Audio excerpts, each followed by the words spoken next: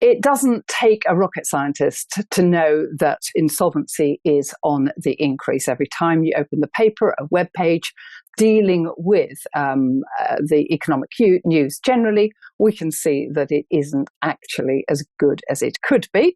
And indeed, we can see that, as this slide here tells us, that company insolvencies in the last 2 quarters of this year have been at their highest level since the second quarter of 2009, and that comes from the government's own statistics.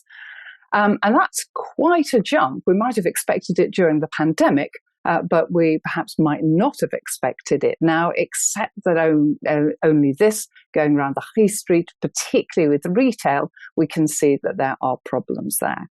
Now, Part A1 moratoriums.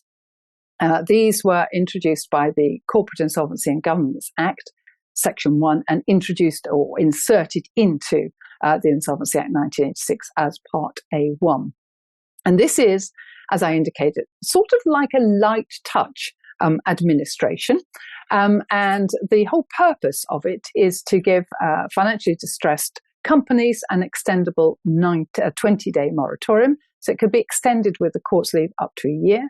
And possibly beyond, a moratorium from creditor enforcement action, in enabling the company to reorganize itself to make rescue viable. So again, we're coming back to this phrase, as you can see, rescue of the company as a going concern.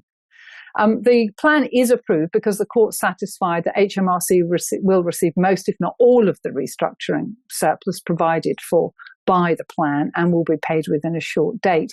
But importantly here, there is no, so whilst in the Naismith case, there was no attempt to engage in dialogue with HMRC, here there was attempts to engage in dialogue with HMRC. And in fact, they had arrangements. They had not broken those arrangements with HMRC. So again, very much a matter of a dialogue and looking at the evidence.